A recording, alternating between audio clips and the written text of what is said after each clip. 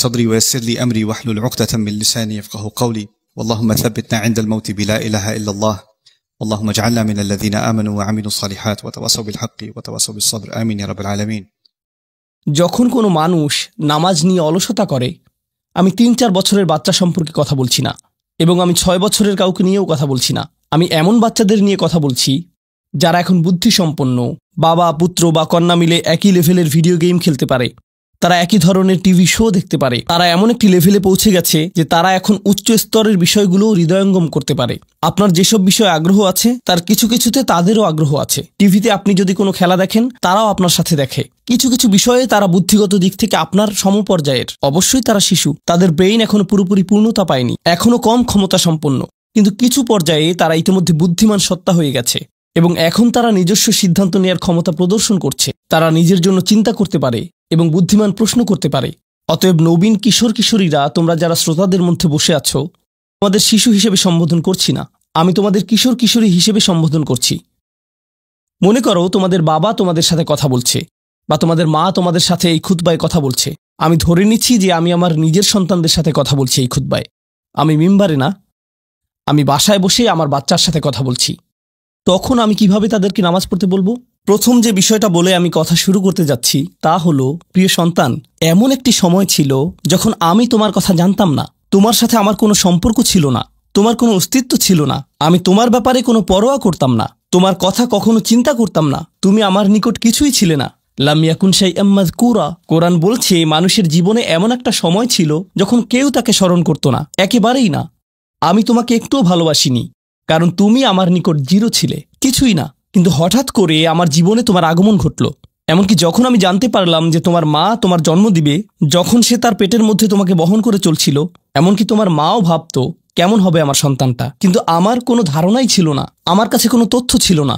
আমার একটা অংশ এই ভয়ে থাকতো যে তুমি হয়তো আমার মতো হবে, কিন্তু আমার কোনো ধারণাই ছিল না কেমন মানুষ হবে তুমি। এমনকি তুমি যখন একটু একটু করে বড় হচ্ছিলে, তুমি যখন একদম ছোট বাচ্চা ছিলে, আমি আসলে জানতাম না তুমি কে। আমি শুধু জানতাম তোমাকে খাওয়াতে হবে, আর মাঝে মাঝে তোমার থেকে দুর্গন্ধ আসতো। এছাড়া তোমার সম্পর্কে আমি তেমন কিছুই জানতাম না। এখন তুমি যেহেতু বড় হয়ে উঠছো, এখন আমরা পরস্পর কথা বলতে পারি এবং যোগাযোগ করতে পারি। তুমি স্কুলে যাচ্ছ, আমরা একই বাড়িতে বাস করি।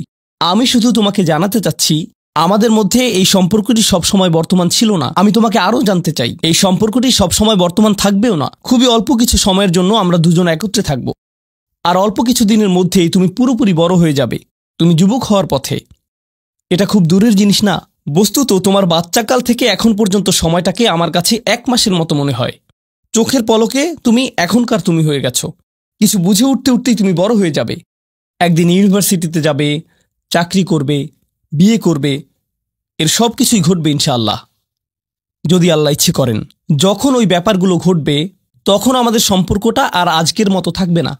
বাড়িতে এসে তুমি আমার কাছে ছুটে আসবে না, তুমি আমার সাথে সময় কাটাবে না। তোমার নিজের চাকরি থাকবে, পরিবার থাকবে, স্ত্রী থাকবে বা স্বামী থাকবে, তোমার তখন নিজের জীবন থাকবে। সুতরাং আমাদের হাতে একত্রে যে সময়টুকু আছে তা খুবই সীমিত।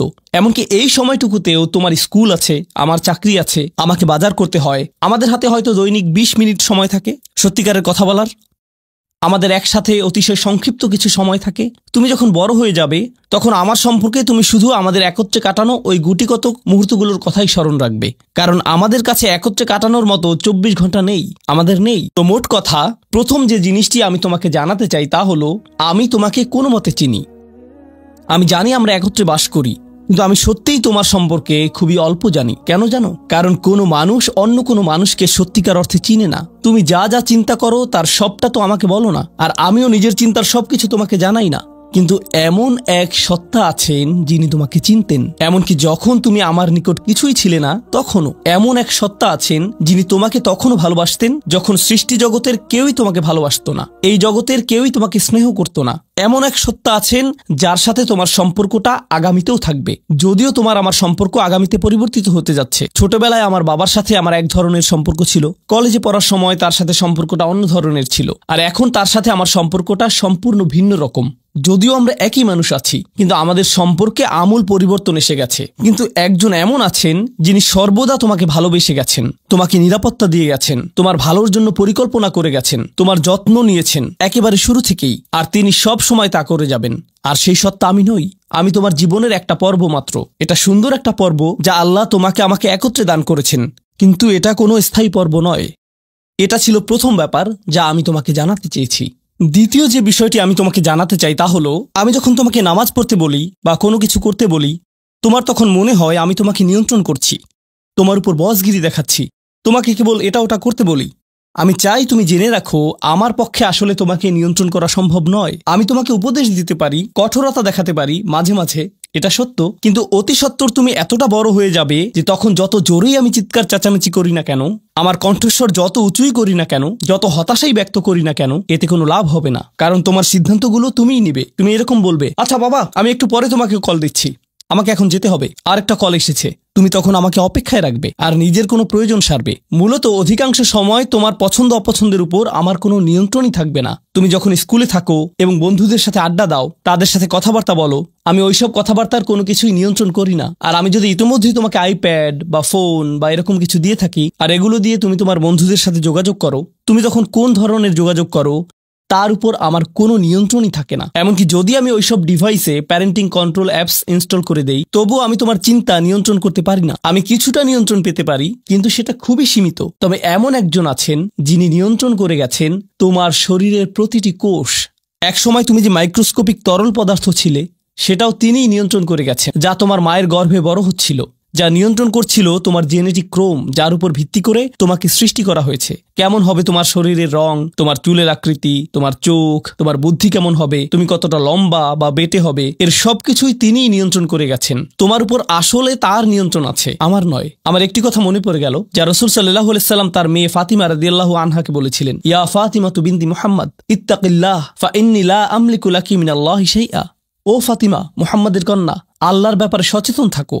আল্লাহর নিকট আমার কোনো কর্তৃত্ব থাকবে না তোমার ব্যাপারে।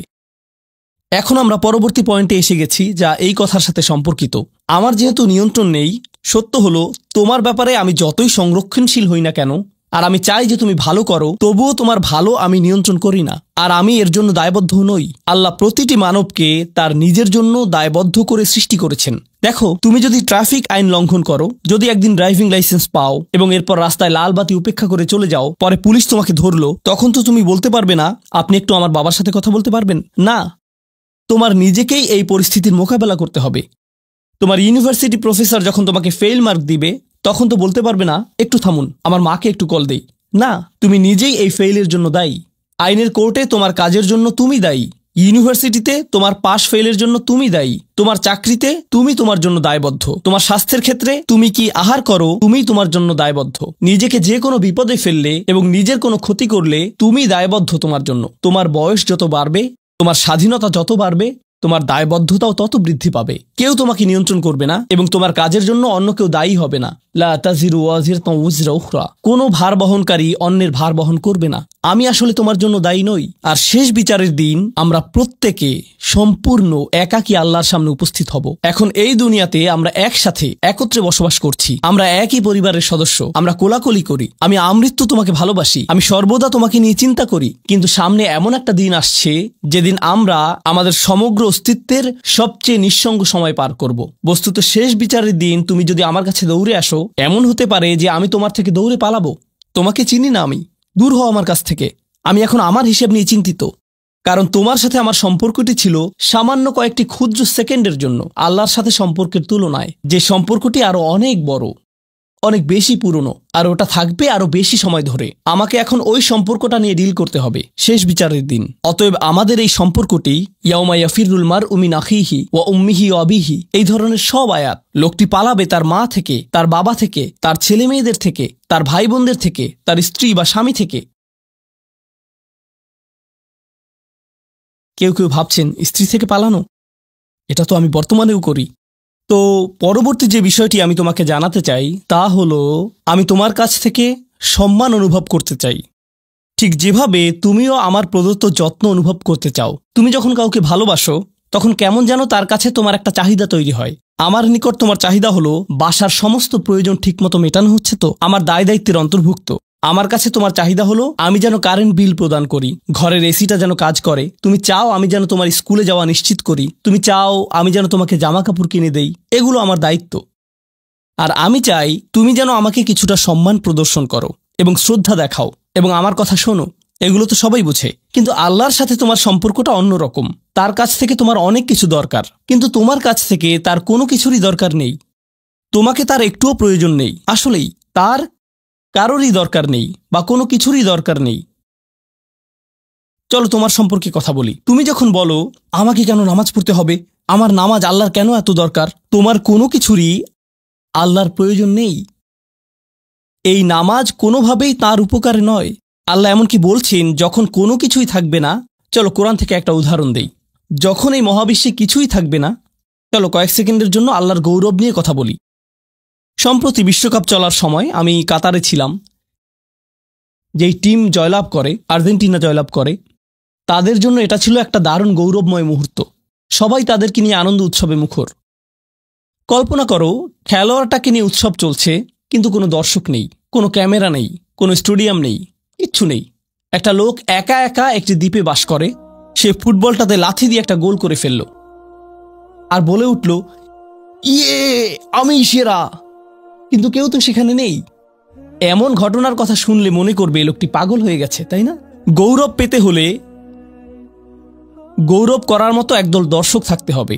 স্বীকৃতি পেতে হলে একদল মানুষ আশেপাশে থাকতে হবে যারা স্বীকৃতি দিবে। প্রশংসা পেতে হলে, কদর পেতে হলে নিজে নিজে তো আর প্রশংসা পেতে পারো না। এমন কেউ থাকতে হবে যে তোমার জন্য এই প্রশংসাটা করবে। কিন্তু আল্লাহ বলেন, কুল্লু মান আলাইহা ফান ওয়া ইয়াবকা ওয়াজহু রাব্বিকা যুল জালালি ওয়াল ইকরাম। তিনি বলেন সব কিছুই ধ্বংস হয়ে যাবে এই ধরাপৃষ্ঠের, তথাপি তোমার রবের চেহারা থেকে যাবে। আল্লাহই একমাত্র সত্তা, যিনি তখনও মহিয়ান এবং গরিয়ান। এমনকি যখন তার প্রশংসা এবং গৌরব বর্ণনা করার কেউ থাকবে না, অন্য যে কারো ক্ষেত্রে কাউকে না কাউকে এটা করে দিতে হয়। তাই আল্লাহর প্রয়োজন নেই আমার নামাজের, আমার হালাল মুরগি খাওয়া আল্লাহর প্রয়োজন নেই, আমার মন্দ বলা থেকে বিরত থাকাও আল্লাহর প্রয়োজন নেই। তাই নিজের মাথা থেকে এই চিন্তা দূর করে দাও যে নামাজ পড়ার মাধ্যমে তুমি কোনোভাবে অন্য কারো উপকার করছো। আল্লাহ এমনকি বলছেন, ইয়ামুন্নুনা আলাইকা আন আসলামু, তারা মনে করে তারা ইসলাম গ্রহণ করে তোমাকে ধন্য করেছে। লা তামুন্নু আলাইয়া ইসলামাকুম, আমাকে বলতে এসো না যে তোমার ইসলামের মাধ্যমে তুমি কোনোভাবে আমার উপকার করেছো। বালিল্লাহু ইয়ামুন্নু আলাইকুম, বরং আল্লাহই তোমাদের প্রতি অনুগ্রহ করেছেন। এখন পরবর্তী বিষয়, আচ্ছা কেউ একজন নামাজ পড়ে না কেন? আমি তোমার সম্পর্কে বলছি না, আমার প্রিয় ছেলে বা প্রিয় মেয়ে। শুধু প্রশ্নটি নিয়ে চিন্তা করো যে মানুষ কেন নামাজ পড়ে না। এর অনেকগুলো উত্তর থাকতে পারে, আর এই প্রশ্নের উত্তর আল্লাহর কাছেও আছে। উত্তরটা খুবই ভয়ঙ্কর। এই উত্তরটি আমি খুতবার শুরুতে পড়েছি। তিনি বলেন, ফালা সাদ্দাকা ওয়ালা সাল্লা ওয়ালাকিন কাযযাবা ওয়া তাওয়াল্লা। সে আসলে সত্য গ্রহণ করেনি এবং সে নামাজও পড়েনি। তিনি কাফের সম্পর্কে বলছিলেন। তিনি দুইটা জিনিস বলেছেন, এই লোকটি সত্য গ্রহণ করেনি এবং নামাজও পড়েনি। কথাটা ভাবনার উদ্রেক করে। যদি বলা হয় সে সত্য গ্রহণ করেনি, আমার আশা হলো তিনি বলবেন লা সাদ্দাকা ওয়ালা আমানা, কিন্তু তিনি বলছেন লা সাল্লা। এর মানে হলো আল্লাহর সত্য গ্রহণ করার ব্যাপারে তোমার অন্তরে কিছু একটা মিসিং আছে। না না না, বাচ্চাটা বলে আমি আল্লাহকে বিশ্বাস করি, আমি মুসলিম। হ্যাঁ, তুমি এখানে মুসলিম, তোমার মাথায়। কিন্তু এই সত্য তো শুধু তোমার মাথার জন্য না, এই সত্য তোমার অন্তরের জন্য। তুমি এখনো অনুভব করছো না যে ব্যাপারটা কেমন সিরিয়াস। তুমি এখনো উপলব্ধি করছো না যে এটা কি। মাঝে মাঝে কোনো বিষয় তুমি জানো হয়তো, কিন্তু এই নিয়ে চিন্তা করা থেকে পালিয়ে বেড়াও। এটা সত্য, তুমি জানো বিষয়টা কিন্তু চিন্তা করতে চাও না। আর তাই এটা যেহেতু মিসিং, ঠিক এই কারণে আমি সহজেই নামাজের কথা ভুলে যাই কখনো কখনো, এবং তুমিও ভুলে যাও কখনো কখনো। এমনটা ঘটে কারণ আমাদের অন্তর কিছুটা বিভ্রান্ত হয়ে পড়ে। দিনের এই সত্যতা, আল্লাহকে সেই সত্যটা, সেই অকাট্য সত্যটা আমাদের মস্তিষ্কের পেছনের কোনো একটা সেলফে গিয়ে পড়ে থাকে। আমরা অন্য কিছুতে ব্যস্ত হয়ে পড়ি এবং এই নিয়ে আর চিন্তা করি না। আল্লাহ এটাই বলেছেন। সুতরাং তোমার নামাজ পড়া আল্লাহর প্রয়োজন নেই, এমনকি তুমি যদি নামাজ পড়ো, আমি পড়তে বলছি এই কারণে, তখন কি করো? নামাজের জন্য কিভাবে নিয়ত করো? তখন আমি 4 রাকাত নামাজ পড়বো, দাঁড়ালাম, কারণ আমার আব্বা বারবার পড়তে বলছেন। আল্লাহু আকবার। নবী সাল্লাল্লাহু আলাইহি সাল্লাম আমাদের বলেছেন, নিয়ত সঠিক না হলে কাজের কোনো মূল্য থাকে না। ইন্নামাল আমালু বিন্নিয়াহ, ইন্নামাল আমালু বিন্নিয়াত। এমনকি যদি তুমি কাজটা করেও থাকো, কিন্তু তোমার নিয়ত ছিল আমি শুধু তোমাকে বিরক্ত করি, এটাই তোমার নিয়ত, তখন এই নামাজ আমার যেমন কোনো উপকার করবে না, ঠিক তেমনি তোমারও কোনো উপকার করবে না। তোমার সত্যিকারের আন্তরিক নামাজ থেকে একমাত্র যে উপকৃত হবে সে হলো তুমি নিজে। এখন এটাই সেই প্রশ্নের উত্তর যে কেন একজন মানুষ নামাজ পড়ে না। আরও 2টা কথা তোমার সম্পর্কে বলতে চাই। তার মাঝে একটা হলো নামাজ পড়ার উদ্দেশ্য কি, কোন কারণে পড়ব। কারণ তুমি হয়তো ভাবছো নামাজ পড়ার উদ্দেশ্য হলো তুমি যেন জাহান্নামে না জ্বলো। নামাজ পড়ার উদ্দেশ্য হলো তুমি যদি নামাজ না পড়ো আল্লাহ তোমাকে ঘৃণা করবেন। নামাজ পড়ার উদ্দেশ্য হলো তুমি যদি নামাজ না পড়ো তুমি শাস্তি পাবে, অথবা তুমি আর মুসলিমই থাকবে না, ফেরেশতারা তোমাকে অভিশাপ দিবে। সমস্ত নেতিবাচক বিষয়। আল্লাহ ওই সমস্ত উদ্দেশ্যের কথা উল্লেখ করেননি। নেতিবাচক কিছু থেকে মুক্তি পাওয়া নামাজের মূল উদ্দেশ্য নয়। নামাজের মূল উদ্দেশ্য হলো ইতিবাচক কিছুর দিকে ছুটে চলা, এটাই নামাজের উদ্দেশ্য। এমন 2 ছাত্রের মধ্যে পার্থক্য জানো? একজন লেখাপড়া করে যেন সে ফেল না করে, আর অন্যজন লেখাপড়া করে কারণ সে ওই সাবজেক্টটা পড়তে ভালোবাসে। একজন ছাত্র পড়ালেখা করছে পজিটিভ কিছুর জন্য, আর অন্যজন পড়ালেখা করছে কারণ সে এমন কিছু থেকে বাঁচতে চাচ্ছে যা নেগেটিভ। একজন কর্মচারী তার চাকরিটাকে দারুণ ভালোবাসে, আর অন্য একজন কর্মচারী শুধু চায় সে যেন চাকরিটা না হারায়। তারা একই চাকরি করছে, একেবারে অভিন্ন চাকরি, কিন্তু একজন চাকরিটা করতে পেরে কি যে খুশি, কত যে আনন্দ তার, আর অন্যজন খুবই হতাশ, সবসময় মনমরা ভাব। কেন? কারণ তাদের একজন এটা করছে ক্ষতিকর কিছু থেকে মুক্তি পাওয়ার জন্য, আর অপরজন এটা করছে উপকারী কিছুর দিকে ছুটে চলার জন্য। আল্লাহ কোরআনে যখন আমাকে নামাজ সম্পর্কে বলেছেন যে কেন আমাদের নামাজ পড়া দরকার, তিনি মূসা আলাইহিস সালামকে এই উত্তরটা বলে দিয়েছেন যখন তিনি তার সাথে সাক্ষাৎ করেছিলেন। তিনি বলেছেন, আকিমিস সলাতা লিযিকরি, আর আমাকে স্মরণ করার উদ্দেশ্যে নামাজ কায়েম করো। তোমার নামাজ ঠিক রাখো যেন তুমি তোমার রবকে স্মরণ করতে পারো। আমি তোমাকে ইতিমধ্যে বলেছি যে তোমার আমার সম্পর্কটা খুবই সীমিত, কিন্তু তোমার সাথে আল্লাহর সম্পর্কটা অনেক আগে থেকে শুরু হয়েছিল, আর তার সাথে তোমার এই সম্পর্কটা অনন্তকাল ধরে বলবৎ থাকবে। তাই সেই সম্পর্কটির কথা স্মরণে আনা আবশ্যক, কারণ ভালো যত কিছু তোমার কাছে আসে তা আসে ওই সম্পর্কটা থেকেই। সামান্য কিছু ভালো জিনিস তোমার বাবার কাছ থেকে আসে, কিছু কিছু ভালো জিনিস, কিন্তু সকল ভালো জিনিস যা তোমার কাছে আসে তা আসে একমাত্র ওই সম্পর্কটির কারণে। যদি তুমি চাও সকল উপকারী জিনিস তোমার জীবনে অবস্থান করুক, তখন তোমাকে অবশ্যই তার কথা স্মরণ করতে হবে, যার নিকট থেকে সকল কল্যাণের আগমন ঘটে, যার নিকট থেকে সকল নিয়ামতের আগমন ঘটে, সকল রিজিকের আগমন ঘটে, সকল হিদায়েতের আগমন ঘটে। আর তাই আল্লাহ বলছেন, সর্বোত্তম যে উপায়ে তুমি এটা করবে তা হলো নামাজের মাধ্যমে তুমি আমাকে স্মরণ করবে। এজন্যই তোমার নামাজ পড়া দরকার। আচ্ছা, পরিশেষে এজন্যই তোমার এটা করা উচিত, কিন্তু তুমি এটা করছো বলেই সঠিক নিয়ত সহকারে। আল্লাহ বলছেন কেবল এখানেই শেষ নয়, এর কিছু উপকারিতাও আছে। কিছু ভালো জিনিস তোমার পথে আসবে যখন তুমি সত্যি সত্যি আল্লাহকে স্মরণ করবে। যখন তুমি আল্লাহকে স্মরণ করবে যেভাবে তিনি চান সেভাবে, আর যে উপায়ে তিনি চান তা হলো এই নামাজগুলোর মাধ্যমে।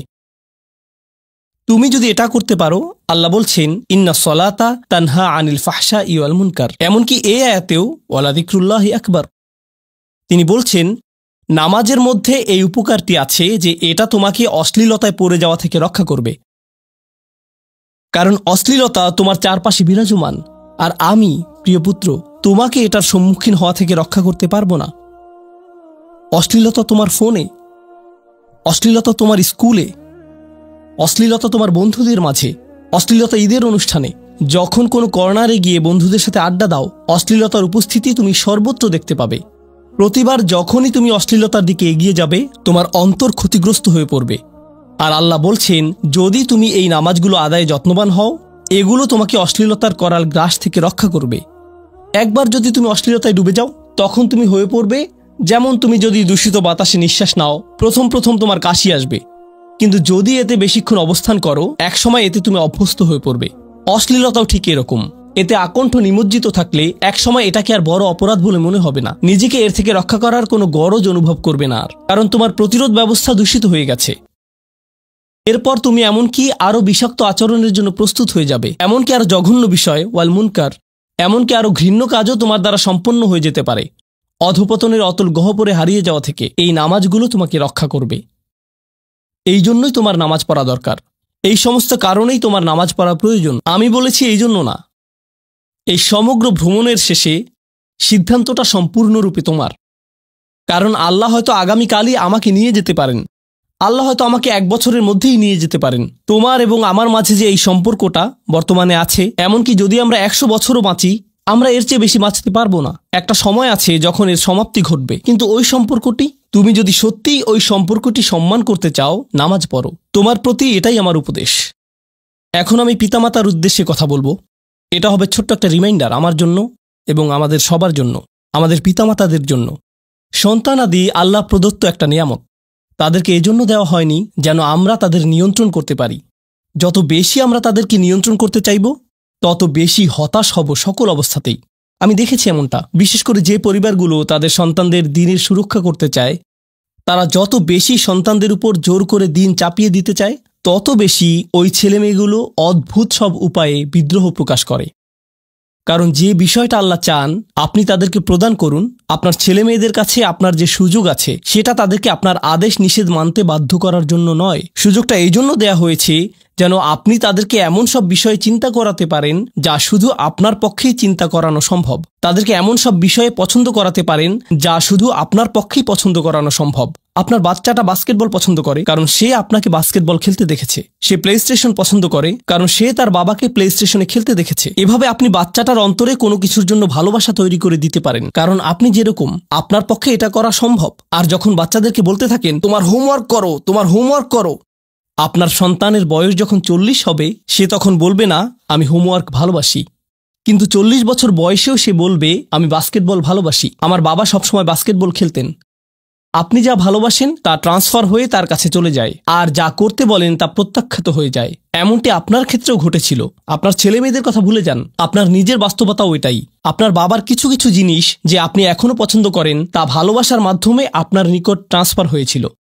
আর আপনার বাবার ওই ব্যাপারগুলো আপনি অপছন্দ করতেন যা তিনি জোর করে আপনাকে গেলাতে চেয়েছিলেন। এখানে উপবিষ্ট প্রত্যেকের বাস্তবতা এটাই, শুধু সেগুলোই গ্রহণ করেছি যেগুলো ভালোবাসার মাধ্যমে হস্তান্তরিত হয়েছিল।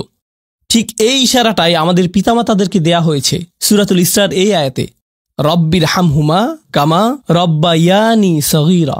রব্বায়ানি মানে যখন তারবিয়া ব্যবহার করা হয় একটি চারাগাছ বড় করার জন্য, আপনাকে চারাগাছটির যত্ন নিতে হবে, এর সযত্নে প্রতিপালন করতে হবে।